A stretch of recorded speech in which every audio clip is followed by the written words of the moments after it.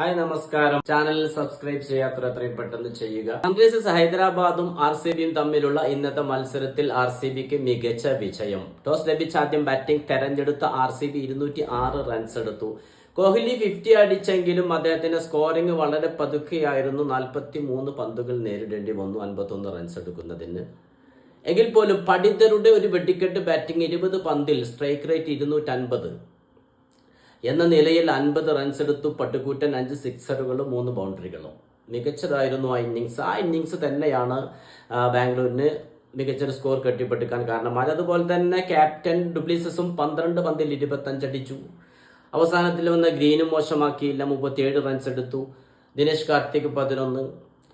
എങ്കിൽ പോലും ആ ഒരു സ്കോർ നിലവിലെ ഫോം അനുസരിച്ച് സൺറൈസേഴ്സ് ഹൈദരാബാദിനെതിരെ മതിയാകുന്നതായിരുന്നില്ല.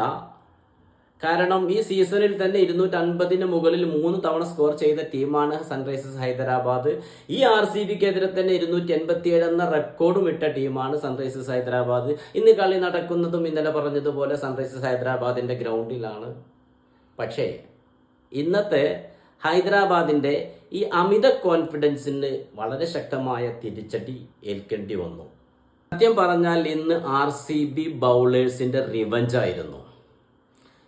ഈ IPLൽ മറ്റു ടീമുകൾക്ക് മുന്നിൽ, ലോകത്തിനു മുന്നിൽ ഞങ്ങളെ അടിച്ചു പരത്തി റെക്കോർഡിട്ട സൺറൈസേഴ്സ് ഹൈദരാബാദ്.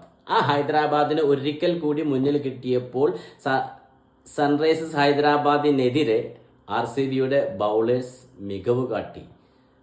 വ്യക്തമായ ശക്തമായ റിവഞ്ച് എന്ന് തന്നെ പറയേണ്ടിയിരിക്കുന്നു. ഇന്ന് ബൗളർമാരുടെ ദിനമാണ്. ഇന്ന് ബൗളർമാരുടെ വിജയമാണത് എടുത്തു പറയേണ്ടിയിരിക്കുന്നു.